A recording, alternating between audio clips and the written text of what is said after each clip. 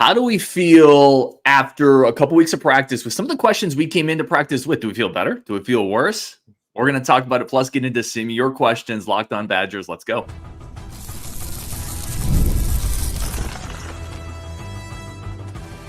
You are Locked On Badgers, your daily podcast on the Wisconsin Badgers. Part of the Locked On Podcast Network, your team every day. What is going on, Badger fans? Welcome to Locked On Badgers, your team every single day. Thank you so much for tuning in. As always, I am Ryan Herrings, your host, part of the Locked On Podcast Network. We got Rajiv, we got Justin. This is going to be a fun one, right? We're going to start here. We got a bunch of your questions. If you have any questions that you want to talk about, post them in the chat. We'll get to them. I want to start here, guys. We'll go around the horn based on everything we've either read or seen or heard from people that have been there. Do we feel better or do we feel worse about some of the big questions we had coming into fall camp? I'm going to start with quarterback. We'll start with Rajiv. Do we feel better or worse about Tyler Van Dyke and the quarterback battle in general? This one I'm a little bit like in the middle on.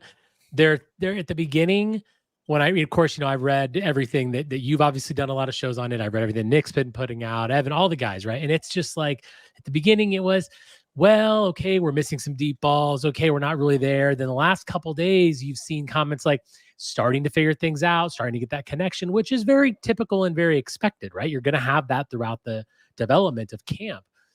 I'm pretty much neutral on quarterback. I feel like I'm excited about TVD. I'm excited what about he can bring.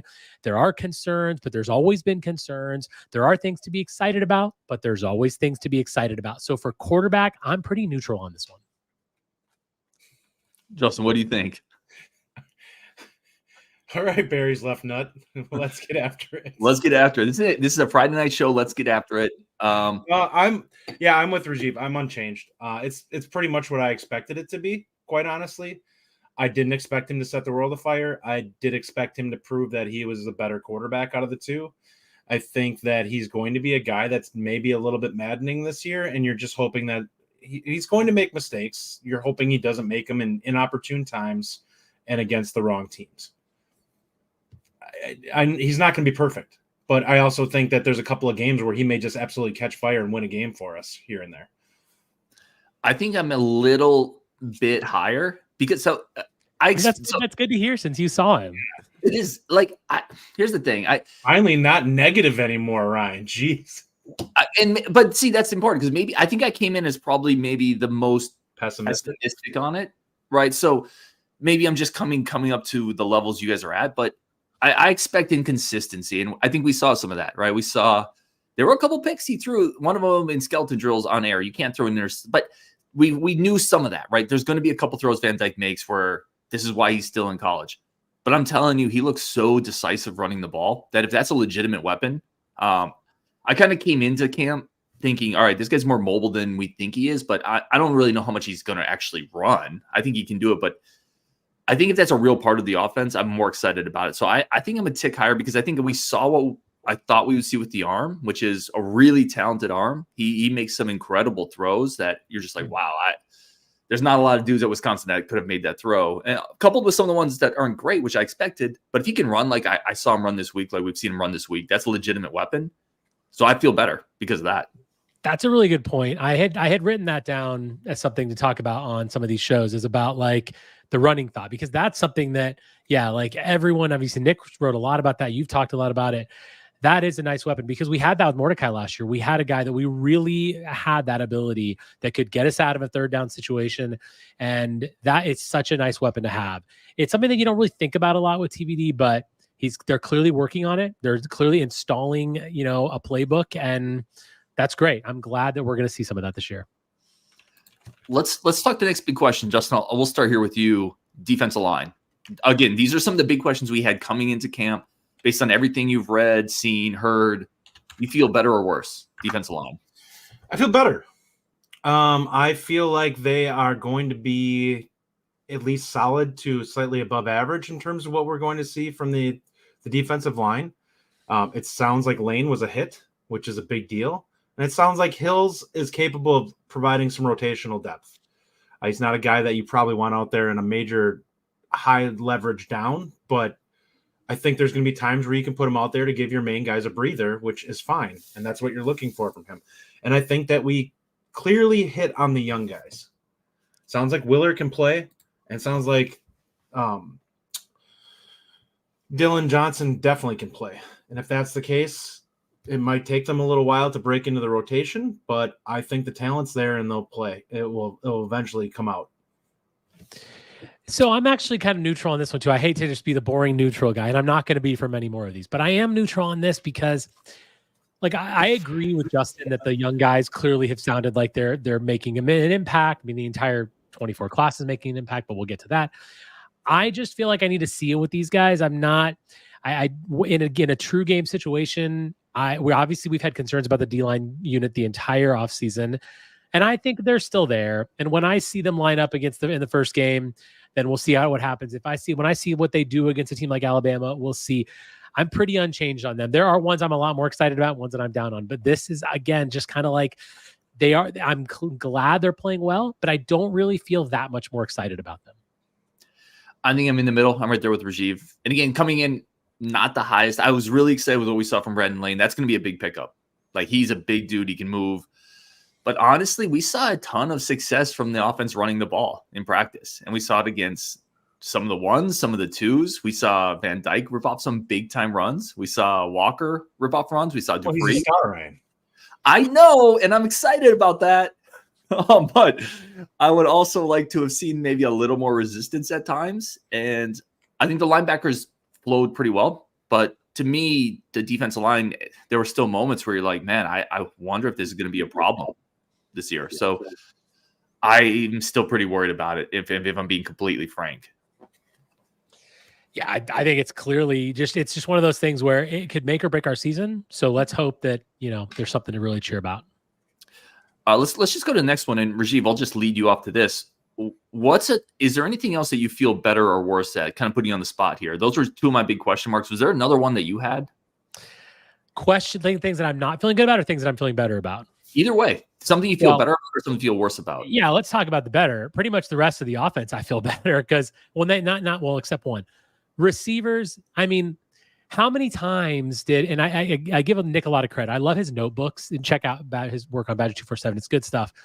How many times did he talk about Tretch getting open? It's just like everything that we expected to see with Tretch Kekahuna's separation and the ability to create separation. Guess what? He's clearly got that. That's clearly being shown. There's so many times, oh yeah, TVD hits a wide open Tretch Kekahuna. Oh, he's down the middle, just 20 yards, no problem. It's because he's getting open. The route running is there. So I'm good about the receivers. Clearly running backs. I mean, Ryan, so obviously Ryan was at practice this week, and I'm very jealous, by the way. He was doing his videos, but he was also sending us a few text messages. And that's one of the things that he brought up right away was, dude, these running backs look really good. So that I'm extremely happy with the skill position players, running backs and receivers on the offense, feeling very good about them. Already was feeling good about them. Now feeling really good. Guy like Bryson Green. Hello. I love Bryson Green. We do. I mean, my favorite moment of this entire week was Ryan going to me, I'm going to lose the 40-plus catches with Tretch. Yep. And I've never felt so vindicated because I remember watching him just from the camp footage, and we offered him, and I'm like, this guy's going to be a dude. And then I remember watching him on his high school senior film. I'm like, this guy is going to be a freak show. And nobody else really was plugging him as early as we were. Like, we were doing it when he came in. Like, we're like, he could push this year. And everyone's like, no, that won't happen. It's like, yeah, if he didn't get injured, he probably would have played starting by like week 3 or 4, would have been getting on the field. It would completely change what we were doing offensively last year. It's crazy to me that so many people were in wait and see mode with him just based off of his film. I mean, he was a freak. I know Badger Bornwell saying it hasn't happened yet. It's going to happen, unless the only thing that is going to hold him back from getting a ton of plays this year is going to be something going sideways. And I don't see that happening. Yeah, he works too hard. He's a hard worker too. That's the other part of it. He's really good. He's good. And I will never be upset about losing a bet if it means one of our receivers is balling out. So, like, the one thing you notice is when they start to go into scramble situations, like Van Dyke, You can't cover him. he's looked like they find Tretch in so many of those situations. Now, some of this was because Pauling wasn't getting quite as many reps, right? Because they're working in some other people. It's going to change a little bit when Pauling's out there, but like Tretch looks so good. There's some plays where they just basically do one-on-ones and they open up the field, and it's like Tretch one-on-one and can go either way against a cornerback, and it's just not fair. Like it's no knock. Like one of them was on Lofi. It's just not fair. And you almost feel bad for Lofi out there. You almost feel like, oh, come on, be nice to him. That's not nice. That's not fair. So receivers are, I would go there. I would say another one, man. I've talked about this a couple times, and guys, we've talked about it. That 24 class is they look the part. Oh my gosh, there's three offensive linemen in the 2 deep right now. Like the running backs, the receivers, the cornerbacks, the linebackers, Dylan Johnson. I mean, you can go down the list. That's a bedrock class. So I came away very impressed with that as well. I was going to say that's what I was going to say. Is this early? Now, obviously not a lot has played out yet. Do you think it's the best class that we have witnessed in the last, we'll just say last 20 years?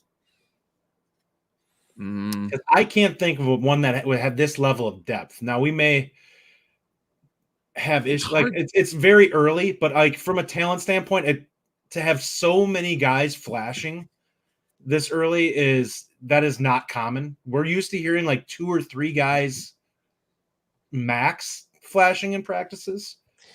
Hearing guys that are like, oh, this guy looks like, in a couple of years, he may be showing something.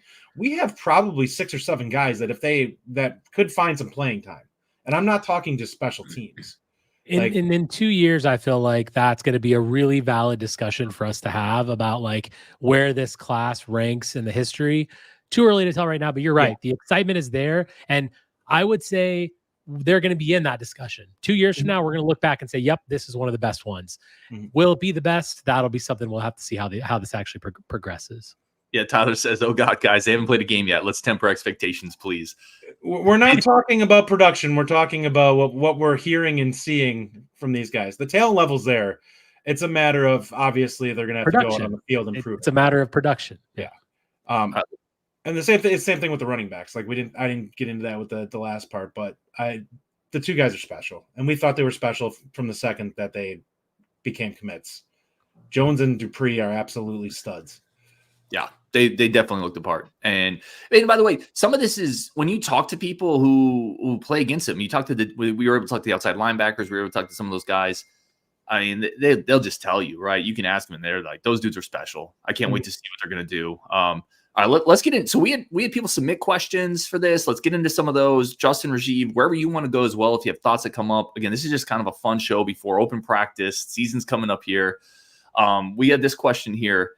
How many draft eligible? I love this question from Mad Birdman. How many draft eligible guys on defense do you think will end up in the NFL this year or next? My gut reaction tells me Wooler, Thompson, Thomas, Rico, maybe Pius, Chaney, Forkran. He went on to say, listen, if you've got that many people who are maybe NFL guys, maybe we're underselling this defense.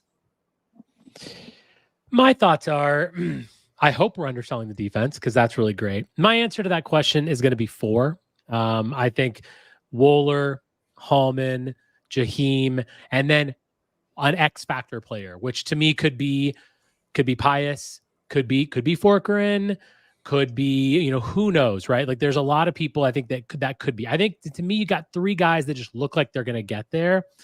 And then someone else, like this question in a few weeks, hopefully we're able to answer that with someone that shined that we weren't expecting. So yeah, I mean, I hope we're underselling the defense. I think that's something that I am kind of coming out. We didn't really talk defense earlier, but I'm coming out of this sort of camp time before tomorrow. I think, yeah, I'm actually pretty stoked about the defense in the sense that the linebackers look like we did not overhype them. We'll find out, but it looks like they're actually going to meet that level of hype that we've talked about. Defensive line question, yes. Secondary, I mean, it sounds like we've got depth there too. We've heard things about Snowden, Delancey. Like it's not just the top guys. There's depth there, and I think there is a lot of excitement building on the defense. Yeah, I think this question with the draft eligible, I'll just go right off the bat. There are guys who are pretty much you can book it and say that they're probably going to get drafted, which is obviously Wooler, Rico, Jaheim. Those guys are going to get drafted. Yeah. JTJ is kind of leaning in that direction. And then you go to the guys who, if they have a really solid year, have a chance. Pius is a guy that could do that. Lowry's a guy. Chaney is a guy. I think he's a little undersized for the NFL, so I think that one might be tough, but I could see him being like a free agent pickup or something like that. Forkerine has the measurables. If he puts good film out this year, he'll get drafted. Like there's 6'1" guys. If he runs a 4.5 and he's 6'1", somebody's going to draft him simply and just say, we like his physical tools. We can do it. And that's if he's not a train wreck out there. Like if he has good film this year and he plays solid, he may not be an all Big Ten guy, but he may very well be a guy that they look at and say, we can fine tune him a little bit and he can be a solid 2 deep guy in the NFL. Yeah, I think there's like 6 or 7. And I think Neisner gets drafted. I really do. I'm right there with you. I think Rico and Wooler do. Quite frankly, cornerbacks and quarterbacks get overdrafted, right? Left tackles get overdrafted because there's just not enough of them. And in Neisner, you have a 6'1" guy who looks really good, who's put on good weight, and he can run, and he's looked great in camp. That guy's going to get drafted based on physical traits, which means you have three defensive backs that I think are getting drafted that are going to play a ton in the secondary. And then if you want to get crazy, you look at a guy like Austin Brown. You could project in a couple of years as a potential guy that could get drafted with his physical tools. He's going to play a lot this year. I think Thomas and Pius are both pretty likely draftable guys, and that gets me to about 5 or 6 or 7, depending on how you want to go.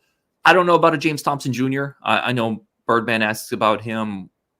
He's could he become like a Henningsen? Yeah, that's what I was going to say. He feels like a Henningsen type guy or a Loudermilk type guy that somebody will pick him up in like the 5th or 6th round as like a quality depth piece, because he's not going to be a guy like the effort will be there. He's not going to be problematic in terms of attitude and effort in camp and like in practice.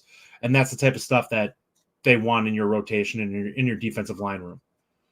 I'll give you another one. I think Lafayette is going to be in the 2 deep. I think he's going to fight his way into the 2 deep this year. And I think in 3 years, he's a draftable guy. I don't know if that counts this or not. Well, that's this year next. I wasn't thinking about the young guys. I think there's a lot of young guys who like Xavier Lucas type guy, but yeah. All right, let's get into this one. Justin, why don't you start with this one? Because I think you already kind of responded to it a little bit. This is a good question. This is from Tyler S. Listen, we saw Hepburn leave on the basketball side, NIL. How do we retain talent and not let the Badgers become the ones who develop talent for the big fish? Yeah, I'll kind of say what I said on Twitter, which was you got to win big, and not only win big, but beyond that, what that does is number one, it gives you recognition, and number two, it brings in donors. But it's not even just that. What you have to sell at Wisconsin is that if Bama or Ohio State or whoever comes running in, they're talent accumulators. Wisconsin gets to push back and say, well, yeah, you can go there, but we're basically on their level now, or fighting to that level where we're close, and you have a defined role here. You don't have that there. If they have another guy who's better than you, you're just not going to play. So it's going to come down to Wisconsin has a lot to sell. If they get to the point where Wisconsin's a 10-win team or 9 or 10-win team every year, there's a lot to sell there. They're not going to have many players picked off from them. If we drop down and stay in 7 and 8, that's where you're going to be in the spot where you're going to have to worry about it. Because Wisconsin doesn't have the type of depth that players are going to have to.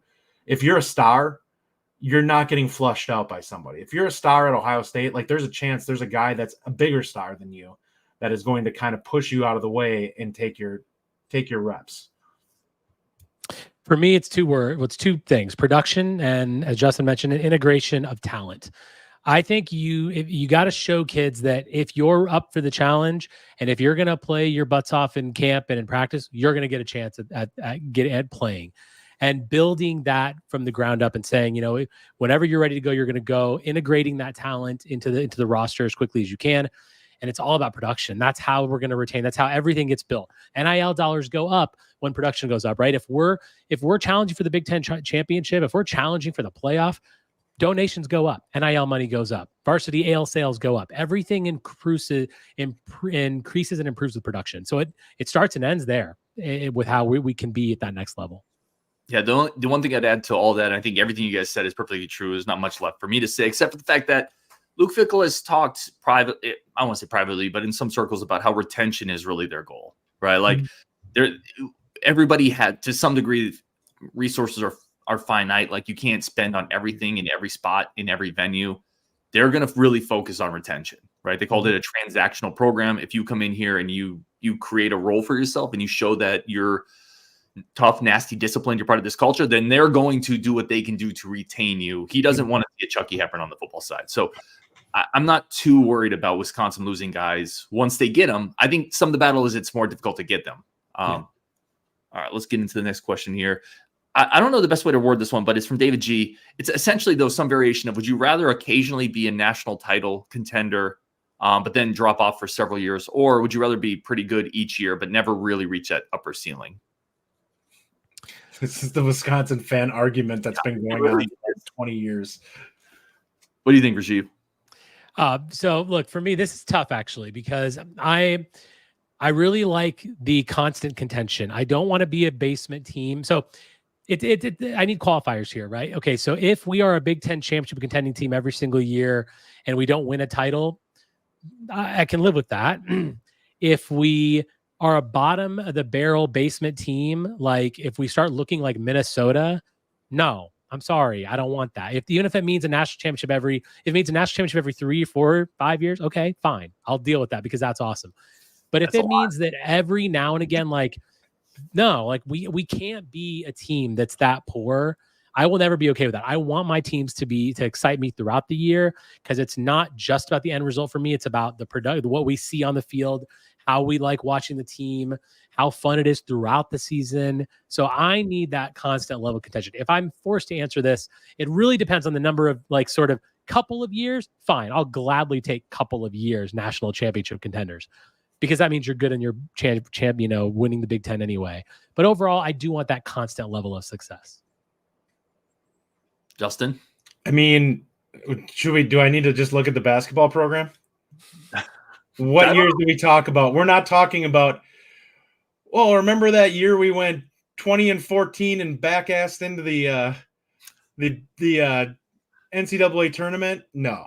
We're talking about going to the Final Four, to the championship game, and the memories associated with those major games.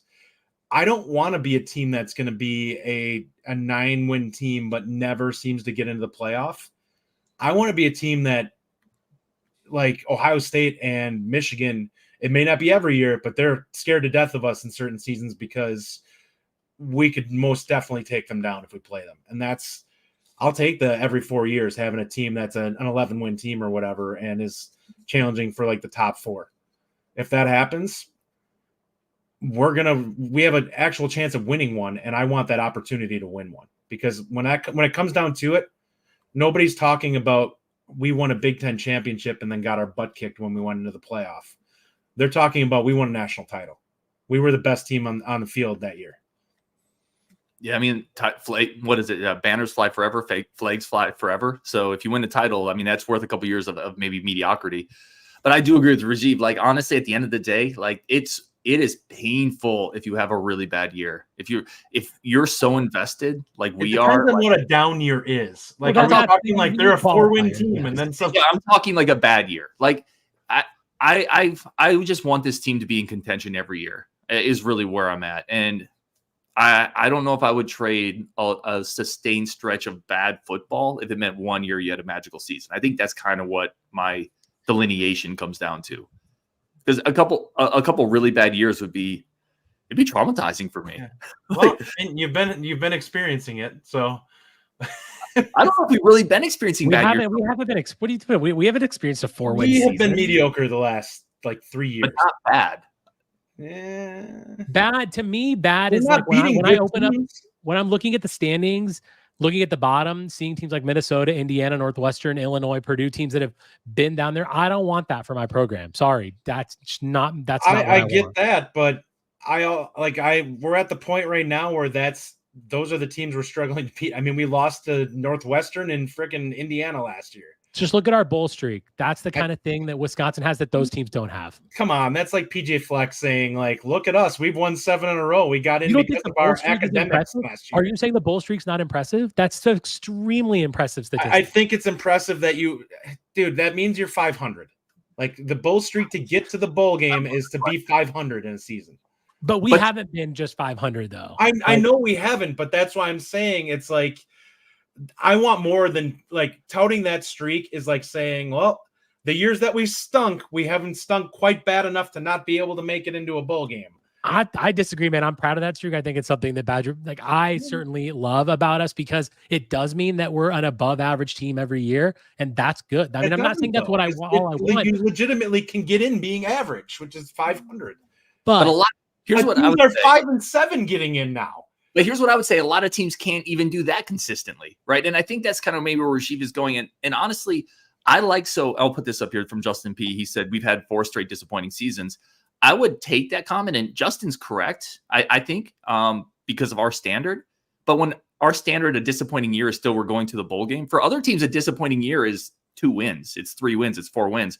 And a bowl game is like it's Christmas. A bowl game for us, a 7-win season is like, oh, crap. Listen, Nebraska hasn't been to a bowl game in a decade. So to me, the bowl streak is impressive just because it means our basement, our floor is still a better team than 60% of college football. So to me, I like that. Our last 4 years is like living in one of those old farmhouse basements where it's like the ceiling is like 5 feet off. Maybe, but the foundation is strong in that farmhouse and it's not falling apart. Right. I don't know where I'm going with that analogy. I feel like we can keep going on this too. We'll move on. But yeah, Justin, you and I are going to talk more about this because I very much disagree with you. I very much disagree with you. I mostly agree with Rajiv on this one for the record. But I do agree with Justin in the sense of that's not good enough, right? Like that should not be something you're satisfied with. And I think we're all right there. Steve Kneebone, I like this question here, man. Great name too. Van Dyke could get drafted. I'll lead this one off. Yes. I mean, he was kind of asking the question, could he be drafted? He asked a couple spots here. Same with up here. Yeah, I do think Van Dyke could get drafted because, again, like the NFL is quarterback starved. And if he comes out, he has a good year.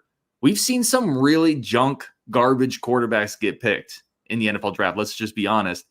He has the physical tools that the NFL is going to look for. And if he goes to the combine after a good year, showcases the arm, and then runs a 4.6 or whatever it's going to be, 4.65, 4.7, runs 20 miles an hour at that height, size, and speed. Yeah, he could absolutely get drafted. That to me it would not be shocking to me whatsoever. Yeah, I had nothing more to add to that. Absolutely, I agree. Because it's going to come down to the success of this year, right? If he has this year similar to his redshirt freshman year, yeah, he's going to get drafted. If he has a year that they'll maybe like the second year, no, he's not. And I think that's really what his production will tell it. He definitely has the measurables, and you're absolutely right. The league is desperate to find the hidden gem every single year. So they take chances on some guys that have had good years and have the measurables to be that hidden gem. And, yeah, he could absolutely be that person. Yeah, I think there's a pretty good chance that if he can take care of the football this year, he will. I mean, that's what the NFL is going to look at with him is, will the boneheaded mistakes go away? If he can have a year where he plays controlled and doesn't make a bunch of stupid mental errors and throws the ball around, I think he's got a really good chance. To me, that's probably a season where he's like 22 to 26 touchdown passes, and he'd have to probably stay under 10 picks, which I think is possible. Like this offense, if the running game is as good as we think it is, I think that he's going to have a lot of opportunities for some paint by numbers kind of throws this year, which is the running game is going to open things up and give you some simple reads. It's just, that's the way it's going to be. If the running game is good, it's going to simplify things, because we saw last year, it simplified things, even just being in the scheme. And we were struggling kind of in every facet, and still had times where it really clicked when it got rolling. But yeah, I think he's got an opportunity to prove it this year. We're in a better place than we were last year, and I would be shocked if he's not pushing 20 plus touchdown passes this year. Yeah, and that could get him drafted. Matt Honchel says, "Sup, fellas? What time in Potosi are we all meeting?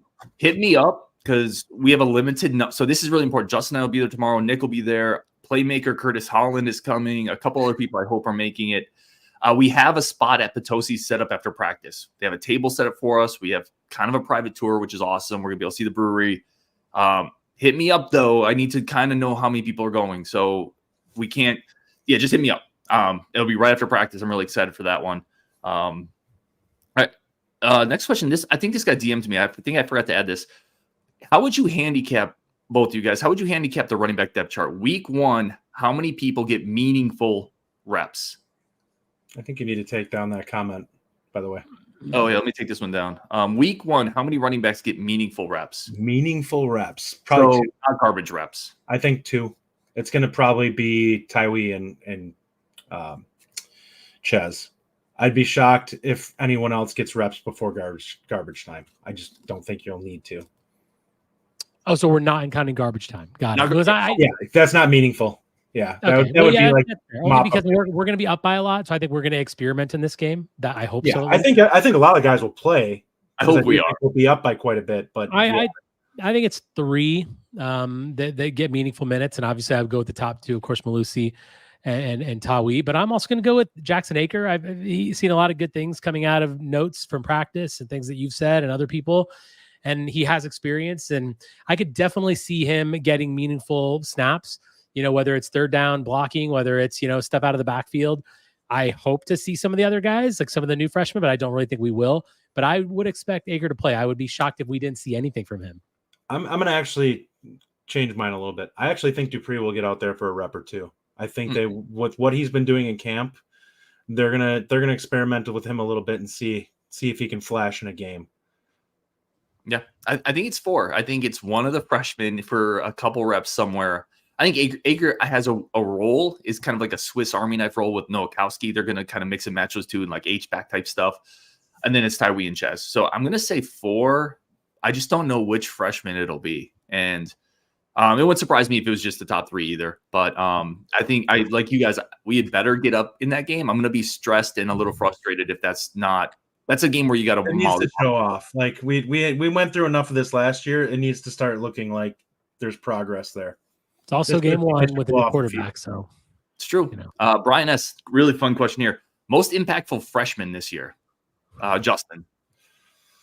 Oh man, that is tough. That's a good question from Brian Shetty. It probably actually is going to be. I'm going to say Anelu. I think it's going to either be him or Xavier Lucas, but I think Lucas has a tougher road. I think that Anelu is going to prove that he's the best, like raw, natural physical tools to rush from the outside. And I think that they'll put him in some 3rd and long position type stuff where he'll get out there. There's other guys that are definitely going to play. I just think that it's going to be a tougher road for them to get any type of role. Yeah. So I think my answer to this is Xavier Lucas. And Ryan, we were on a show a few weeks ago where you really sold me on an idea that after this year, our cornerback depth kind of disappears and we're going to need to develop the younger depth. And because of that, you convinced me that Xavier Lucas was going to have a bigger part in this team this year. And I agree with you completely now. So I think that's him. I also want to give a shout out and a sort of honorable mention here to Kevin Haywood, because I think that when you see offensive linemen in the 2 deep, and we know what Kevin Haywood has done from what Brady Collins has told you on the show. I mean, I think Kevin Haywood absolutely can have meaningful time this year and be an impact, because we're going to need depth at O-line. While I would love to see the 5 of those guys play all year, it's just not reasonable and realistic. So I absolutely think Kevin Haywood could have that answer, but I'm going to go with Xavier Lucas. Yeah, I think Lucas and Lafayette are really good answers. Listen, Haywood for the same reason of Lucas, right? You're going to need that tackle. You're going to need him to play next year, and that tackle depth after this year is gone. So for that same reason, they're going to want to get him reps. Would your guys' answer change at all if I told you we only brought in 1 freshman running back? We brought in Dylan or Dupree. See, I think the tricky thing for there is I don't know which one of those guys is going to play. But if it was just one of them, I might go with that guy. I was close to saying one of them, but we look at all these guys that Fickle and staff did an excellent job of bringing depth in. Like they made it so that they do not have to lean on these guys. if you think about past Badger teams, that is something that would have been a lock. These running backs would normally be playing in a year. Xavier Lucas would probably be starting in a normal year with his talent level. I don't think Haywood would probably be, just because we all know linemen, it's really hard to have a true freshman tackle. Like, that's very uncommon anywhere in football. But there's so many of these guys where in a normal year you'd be like, yeah, that's a guy in the 2 deep. Like, even Johnson, I normally probably would say would be the backup nose or something like that. And he's not going to be needed there, but he probably will push there. I just don't think it's a must-have, given that Lane appears to be a legitimate guy. Mm. If Tawi Walker wasn't on the team, Ryan, I would say that one of the freshman running backs would be that guy. But with 2 legit starting running backs, I don't think that the freshmen have like the best freshman season of anyone. That's a fair point. A couple people. One of them is going to have a Corey Clement type year, maybe a little lower than that. Yeah, and you almost got to look at too. I mean, running backs get hurt at a bigger clip. Like, that's going to open up opportunities potentially. But yeah, Tyler Strieber went Dylan Johnson, Badger Bournemouth Dupree, a couple guys here. And Mr. October hits on. Yeah, I love that this question takes so much thought. That's reflective of the depth that this group has brought in. So really good stuff there. Let's get a couple more comments up here. Again, really do appreciate it. We probably won't get to everything, but I like this one from Michael G. Based on what you've seen in Platteville, but also based on everything you guys have read and everything you guys know, will we be passing more or less than we did last year? Do you think the balance shifts a little bit? So last year, the balance was pretty much 50-50, right on the nose. I expect it to be the same this year. However, it sounds like our running game is going to be really dang good. So I think we're going to lean on them more than we even expect to, just because the offensive line, if they stay healthy, is going to clearly perform really well. The running backs, we've talked about the depth a lot recently. So I feel like I would say they'll probably pass a little less just because of the strength of the running game and the O-line play. That being said, I think the goal is to have it pretty much what it was last year, 50-50. I think the question depends on if we're talking reps or production. I think the goal is still going to try to be about 50-50 in terms of like yardage, if that's the way it plays out, maybe a little bit more in the passing realm. I'm going to say I think it's going to be like 55% running, 45% passing, but I think the passing game is going to look a lot more dynamic this year because I think the running game will be better. Yeah, I'm going to lean a little bit even more to the right with the running game. And I'm throwing in the quarterback run stuff. Like, I'm throwing in design runs, RPOs, options. They were repping the option a lot with both Locke and Van Dyke. You're practicing just their pitching with either hand, doing individual drills with it. They did some quarterback draw stuff with Locke. I mean, I just think they're going to run the quarterback more. And quite frankly, one of the things we know about Longo, because he's talked about it, is he's like, I don't care how we move the ball. I'm going to do what we're best set up to do. Like, I think that's one of his better traits. A lot of coaches get really arrogant. I think we're going to run more because I think this can be the strength of the team. So I think it's going to lean more to the running attack. But TVD is a much better athlete than Howell.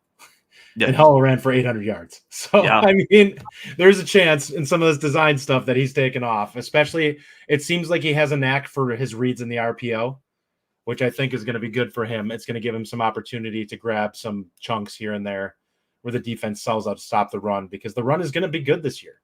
I think the running game is going to be improved from last year, and teams are going to probably have to sell out a little bit to stop it.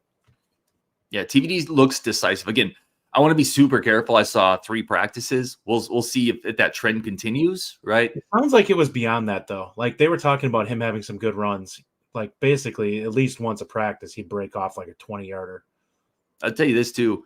When he gets an opening, a crease, and he gets going, that dude moves downhill like a big guy rolling down, like a big guy rolling down a hill in a tire. Like, he gets moving, and you're watching these linebackers that we're pretty excited about that run really well. Like, it's a bit of a chore for them to catch up when TVD gets going. So I think he's going to gash some teams this year. It's one of the things I'm most excited about after seeing practice, which leads me into my next question. Gentlemen, any position groups, and we're just going to start with the negative here. Any position group that you weren't that concerned about, or any question that you weren't that concerned about that now you're a little bit more concerned about after hearing practice reports for a couple weeks? For me, I would say just because I haven't really heard much is tight ends. I mean, I don't really feel like there's been much coming out. I actually started something from Alien Space. He asked about that as well, because yeah, I mean, I don't really see anything. I'm not hearing anything. I hoped to hear something that McGowan was going to be the guy that Justin really thinks he's going to be, and that, you know, Ashcraft was showing out, but I just kind of haven't heard much, which is okay, because it's just you guys that are there and seeing it, talking about what you're seeing, but I just haven't seen much. So I'm a little bit concerned about tight ends. It's probably the only one that I'm really concerned about, thinking, gee, we haven't really heard much. I wouldn't say I'm concerned, but I am a little apprehensive, not necessarily hearing a ton of splash plays from the linebackers like we were in the spring, which makes me wonder if the offensive line was still kind of coming together under Blazek. And that there's two ways to look at this, right? I mean, the offensive line maybe improved a lot from the spring and is now going to be a really, really good unit, which is a distinct possibility. I think the talent's always been there. The coaching and the talent kind of coming together has been what the problem has been. But I'm not hearing as much disruption from the edge guys, and that scares me a little bit. I think the athleticism is there to stop the ball after it gets moving, but I am a little worried, you know, maybe the pass rush is going to be better, but not necessarily what we would truly hope it would be. Which, if Wisconsin's going to have a big year this year, they need to be able to be like a 4-sack against a good team kind of defense. That's really astute. And both, I think both those are really good comments, which is why we had, I mean, I'm always thrilled to have you guys on the show. Yeah, the tight ends, I didn't see a lot of flash, Rajiv, like Jackson McGowan. He's running with the twos, and it doesn't look like in the times we were watching and even talking to some of the people who saw week one of practice, they didn't really feature him too much. And he had some issues in the one-on-one blocking drills. And then Justin, to your point, and like, I think generally we keep it pretty positive and optimistic, but we also try to keep it real. I quite frankly didn't see some of the flashes from like a John Pius that I expected to see in some of the one-on-one drills and some of the pass rushing drills. I didn't see some of the stuff from like a Daryl Peterson and a Leon Lowry from a pass rushing standpoint on the edge that I was kind of hoping to see. Now, is that because Malman and Nelson are playing really, really well? Yeah. But it's also, they're going to go up against really good tackles when we play Oregon and Bama and a lot Iowa. of our schedule. Yeah. So, yeah, that's a great point, and one that I don't think has been talked about a lot. I didn't see quite as many, because in the spring you heard about it, right? Man, these guys are running by the tackles. You know, they're just lighting it up. But these guys are incredible. What have you not really heard in the fall? You haven't really heard that report from anybody. That's a really good point. Sorry, awkward pause. We don't ever have those. Let me get into the next question here. Again, we'll try to get into as much of these as possible. Let's see. If you guys have anything that you started that you want to get into, I do want to mention this. We did have a basketball commit today. This will be the one basketball comment on a primarily football show, but Justin did get tagged on this one. What does Justin think about all the international signings? This is from Hooger on the Discord. Here we go. Buckle up. Here we go. I actually had a thought on this earlier today. Ryan and I were talking about it. I'm not going to say what I think about the recruit. What I'm going to say is about the process with us starting to recruit over international. I think it's something that if you're going to do, you need to establish a kind of a setup just like you would in the US with scouting. I don't like offers going out when you haven't really had a time to do full-on due diligence with players, and it's much harder to get legitimate looks at these kids than it is in the US, where it's this guy's playing in an AAU tournament and we can go see him play 5 games this weekend. The international kids, it's a little bit different. So you're probably trusting somebody else's eye on things a lot unless you've built in your own infrastructure. I'm concerned that if we're not seeing these guys play regularly against quality talent, that is concerning to me, that we start giving out offers to guys that we haven't vetted well enough.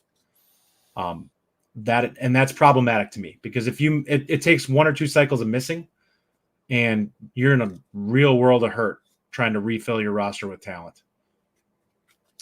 You know, my view on the international stuff is it's way too early to say.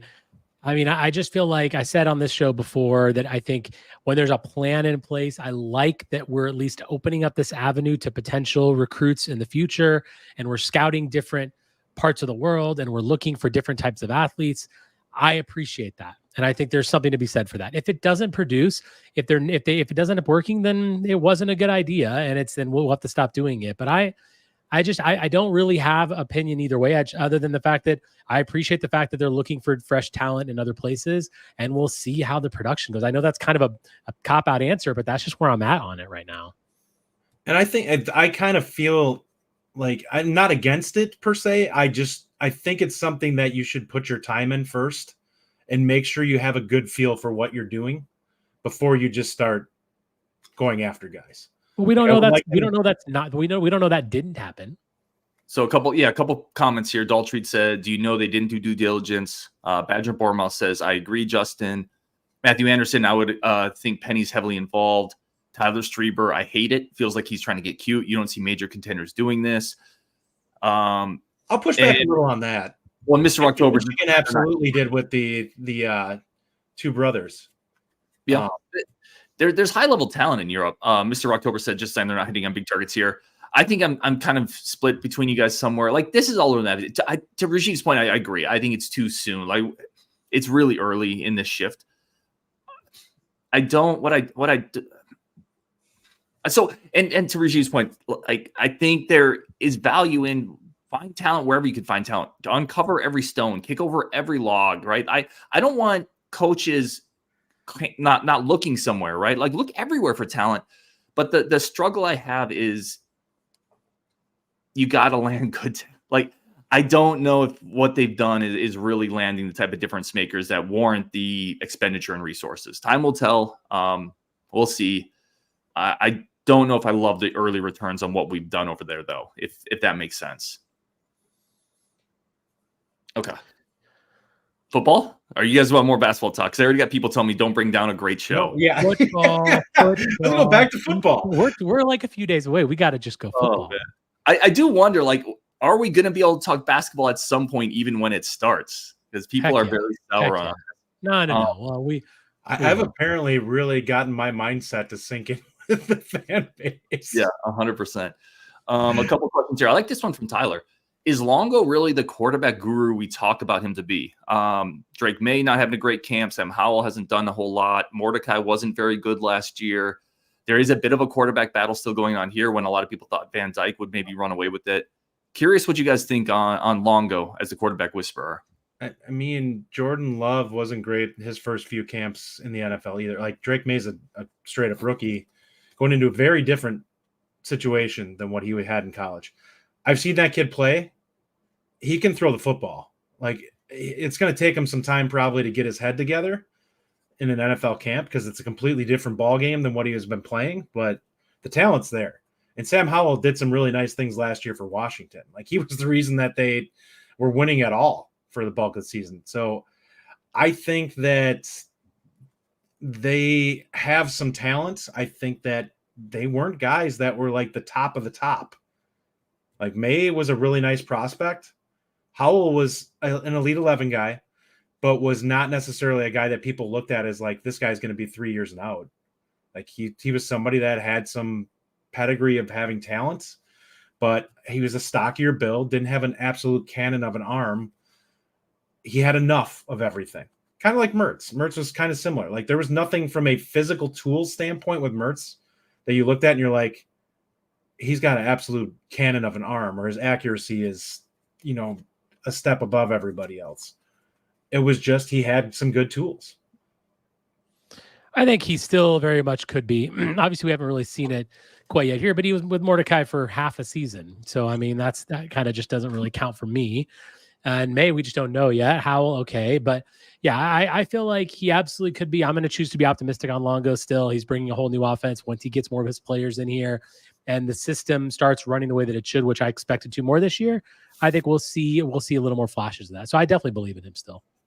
I would also point out, like, I don't really care what they do when they get to the pros. Like, Longo's job is to get his guys to the pros. And then when they get there, I'll gladly accept the Ohio State system quarterbacks at Wisconsin, where they just bomb it out for 40 touchdown passes every year. And I'm going to have whatever. Yeah, I'm going to have no issue if Longo creates a bunch of NFL draft busts from Epson. Yeah, a bunch of NFL. It means they were really good at Wisconsin. That's all that matters. I'm not stressed. Here's what I would say. As long as the recruits believe that Longo is the guy, then Longo's the guy. And up to this point, they still mostly do, right? We talked to Tyler Strieber. Yeah, great minds think alike. Like Legos, we stick together, Tyler. Like, I don't think they do, though, because Ohio State's been bringing in quarterbacks forever. And have they had a good quarterback? It was Stroud, I guess. Well, but other than Stroud, who's been a guy that you looked at and you're like, okay, this guy is an NFL stud. But Ohio State has a few more things to offer than we do. I don't think there's a lot more historically there, but I'm just saying they effectively were that team that had the NFL bus. They've been doing it for like 20 years, where they have guys that have huge seasons in college and do nothing in the NFL. Let's say like a guy like Mabry Medtoyer, who was a 4-star quarterback in most places, said, "I'm going there most." I mean, it was because of Longo. Longo's won there, Wisconsin there. Nick Evers clearly didn't work out, but Nick Evers was a 4-star transfer type guy that he could have gone a lot of places. Like I know that for a fact. Talking to people in his circle, he came to Wisconsin, a lot because of Luke Fickell, if I'm being completely fair, but also they thought Longo could help him there. So I think as long as recruits believe in Longo, then Longo is the quarterback guy, because that's what college football is. It's about getting talent. He's 1 year away from it. If somebody blows up, like if Van Dyke somehow puts it all together, has another freshman year and one upset a little bit and goes like 30 and say he goes like 30-6 or 30-7, like kids are going to start looking at Wisconsin and go, wow, they're throwing the football around. They're making plays, and I can go do that there. That's basically what he's got to do. It's proof of concept. We've talked about it before. They've got to prove it at Wisconsin that you can come in here and throw for 3,000 yards and 30 touchdowns. And then kids will gladly come play in that offense. Guys, biggest question you want answered in the last week or two of practice before the season starts. Biggest remaining question you have. I mean, for me, it's all based around the quarterback. Can the ball be effectively thrown downfield?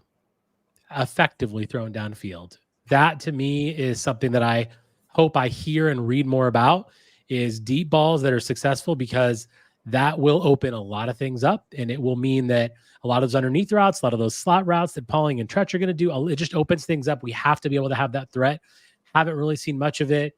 I think you made some comments that you hadn't really been as successful when you watched. So I'm looking for that. I think for me, I'm really apprehensive about the defense or the offensive line. The depth there scares the daylights out of me. I love Haywood. I think the guy's going to be an absolute stud, despite what he's been doing to me in NCAA college football. He gets my quarterback killed. That's not your fault, man. I'm just saying that. The game is mean to you. Anyways, I don't want to have to rely on a true freshman left tackle if something happens, because it's not fair to him, for one. Like he'd be put into the frying pan. Like that's asking a ton of a true freshman. But it's any of these guys. Like these guys have all the promise in the world. And if we were talking 3 years from now, I'd be saying might be one of the best offensive lines we've had in forever. But as of right now, I don't necessarily feel comfortable with them having to take meaningful reps against a really good team. Yeah, I think the depth on the offensive line is quite frankly terrifying. I think in the next couple of weeks, Rajiv, definitely your point. I'm really interested if they can start hitting some deep balls, because if they can't, the field compresses and it gets really hard to dink and dunk down the field against really good teams. And they've had some opportunities they haven't been able to connect. That's an issue. We saw it last year. Almost everything was within 10 yards.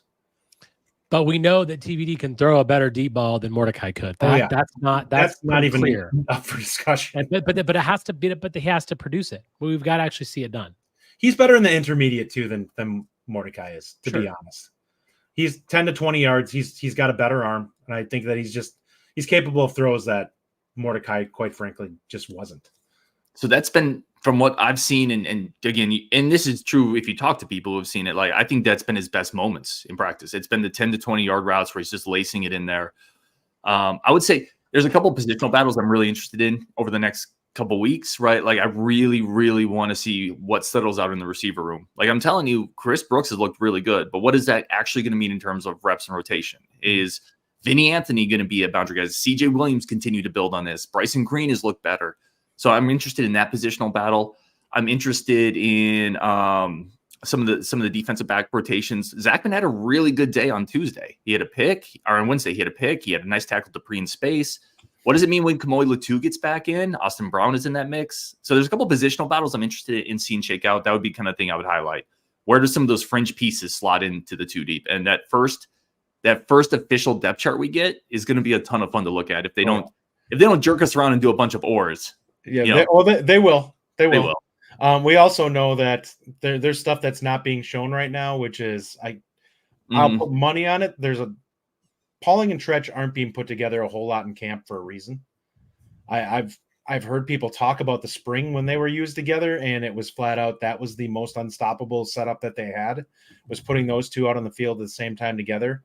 I'm like, yeah, because you can't really set up one-on-one in the slot. Like, you have to do something in the middle of the field, and both those guys are adept at sitting in the zone too. So if you want to play zone coverage on them, they'll just chew you up. Like, they're too athletic and they're too fast to probably cover one-on-one, and you can't really cover them in zone because they're crafty enough to be able to eat that up too. Jay Berg says both lines are terrifying. The depth, I'm worried about the depth on both lines, which is not a great spot to be going into a year. Tyler Strieber says Brooks has been Cam Dowling for like 3 years and hasn't been able to get on the field. He hasn't really been able to stay healthy. It's a health issue with him. Like, I think there's some talent there. He can't stay on the field. And if he can do that, this might be the year. He's got an opportunity to move up the depth chart. Mark D, are you worried about Jake Chaney at all? I'm nervous he's going to get beat easy again. Shut your mouth, Mark. Chaney is going to be so good this year. No, sorry, that came off as passive aggressive. No, I think he's going to be really good this year. But I don't think he's going to have to be in positions where he's going to get beat because they have more athletic pieces they can shift around. There's going to be a lot more packages with this team going forward. And that's in general. This Fickle and them want specialists. Like, they want to be able to say, these are the guys we want out there in third down because they're our best coverage guys. These are the guys who are our best pass rushers. These are the guys who are the best against the run. And they want to be able to kind of mix and match whatever they can do to work. Somebody had asked a question earlier about Akponu and our thoughts on him. And I don't know, Rajiv, I haven't heard your thoughts on him yet. My thought on him is this. He's a chance to be a borderline elite run stuffer, but you're not going to see a lot of disruption from him, which means he will not be a 4-star because nobody's going to look at him based on film and say that this is a guy that's going to end up in the backfield. He's just not going to do it. What he is going to do is he's going to really piss off offensive linemen that are trying to move him out of the middle to get runs up the middle. Like, you're going to see a lot of 1- and 2-yard runs against him because they just can't shove him out of the way. And that is Xavier Ukaponu. I'm still just for anyone. Ukaponu? Yeah, he's the most recent 2025 defense lineman from Denton, Texas. Okapunu, I think, but I could be also wrong. I agree with you, Justin. I think but there's a lot of value in having that run stuffing ability. Absolutely. And so I'm perfectly fine with that. I think that's a role that he can carve out and not have to. I mean, the disruption is really important, but the other people around him can be the disruptors if he can eat up those blocks. You're going to pair him with Dylan Johnson. Yep, exactly. So I think and I love players like that. I love players that can just eat up those blocks and allow the linebackers and the people around him to do their stuff. He is absolutely, if you watch his film, they'll double team him and he doesn't move a step. And I'm just watching it and I'm like, these are Texas offensive linemen. Like, these are big kids. A lot of these guys are probably going to be playing college somewhere. And he's just standing up like, okay, cool. Where's the ball carrier? And then shoves him out of the way and grabs the guy. Yeah. To me, he's like the prototypical 3-star recruiting rank, but like a 4 or 5-star importance. Yeah. You just need a guy like that. All right, we're at about an hour. I definitely don't want to keep people longer than that. We have 130 people in the chat right now, which is incredible. Thank you guys so much. I do want to go around the horn. A couple weeks till live football, a couple more weeks of practice, guys. Any last thoughts? Anything that we missed? Justin, we'll start with you, man. Anything else here that you want to jump on? I'm thinking about how frustrated I'm going to be in a week when we're not going to get any more press coverage of what's going on in practice, and I'm just going to be going nuts, wondering what's happening with nothing other, or hearing the like cryptic things that get said in media time when they have the post practice stuff. So and so played really, did some things today, and it's like, what did he do? We're all going to be watching the Badger football account on Twitter, paying attention to the little video clips we get, taking way too much out of it. This is the time of the year that I start to get really excited, but at the same time, very nervous, because last year, the first game wasn't really what we expected. You know, we didn't blow Buffalo out of the water like we should have. And I worry about that. I start to think about all the time we've spent talking about it and how fun it is to do this and to talk Badgers, but also it could be another year where we're just disappointed and we have tough times. And so as excited as I am, my nervous meter starts to rise right about now too. And I'm really hoping that there's nothing to be concerned with and we're going to have a great year. But either way, football is 21 days away. Heck yeah. Like, let's go. The 30th cannot come here soon enough because the excitement is still higher than the nerves. Yeah. And I'll spoil it for you, Rajiv. Yes, there is things to be concerned about. But you're saying, hope there's nothing. Yes, there are. We don't have to think about that stuff, Ryan. There are real things to be concerned about. I would say this, 2 things really quick. Again, we'll be at the open practice tomorrow. Hope to see a bunch of you guys there. Justin and I will be there. Osin will be kind of popping in and out. He'll probably go, rub elbows with the important media guys. I wish I could be there. Where Justin and I will be down, and we're people of the people. We're men of the people. If Rajiv was there, he'd be down with us too. So come say hi if you see us. I would love to talk to anybody. Just chop it up. Afterwards, we're going to Potosi. Again, let me know if you want to go to Potosi. We have kind of a limited amount of spots there, but it's all about building the community, so let me know there. The last note I would end on, and then I think Justin needs something else to say, so we'll kick it back around. We always have a hard time ending shows because we could just go on and on and on. Yeah, like every good headline, and I've said this before, could be rewritten as a bad headline, right? The passing game looks great. Well, the receiver's separating. Having trouble hitting the downfield throws, offensive line looks better, but to Justin's point is that because the defensive players, the outside linebackers aren't winning those one-on-one battles, it's so hard to separate some of those things when it's ones against ones, when it's ones against twos. So I just can't wait because I think we have some of these questions and you don't get that answered until you actually put the pads on and play another team. We need to see him play live. Yeah, I'm just ready for that to be here because we're at the point where we have enough data. Like, I don't think we can draw any other conclusions, I think is my point. We have enough data. Now we need to see the product on the field, and I'm freaking ready for it. Let's go. Any last thoughts? Yes, Muppy B here with, yes, I'm worried about being too overhyped and bombing again. Listen, there are Minnesota fans who think they're going to go 10-2 this year. And I'm just telling you, no matter what, you're more grounded than that crazy fan base is, thinking what they've brought in and that they're going to win 10 games. Maybe in the next 20 years, they won't have a 10-win season with the new look Big Ten, which seems extremely likely given their inability to recruit at a high level. Mm-hmm. If I see another list where PJ Fleck is ranked higher than Luke Fickell and anything, just stop. He's got one 11-win season under his belt, and that's the only thing he's done. I do not. I cannot I respect the other people. Everyone has their opinions. Everyone has shows for their team like we do for our team. That's not an opinion. But come on. Don't give me this nonsense about PJ Fleck being a better coach and better for the brand and all this nonsense than Luke Fickell. I'm sorry. Get that crap out of here. I don't want to see anything more about PJ Fleck. Congrats right now on your 3-win season. Thank you very much. I love it. I love that you saw that list. I knew exactly what you were referencing. All right, there's been more than one.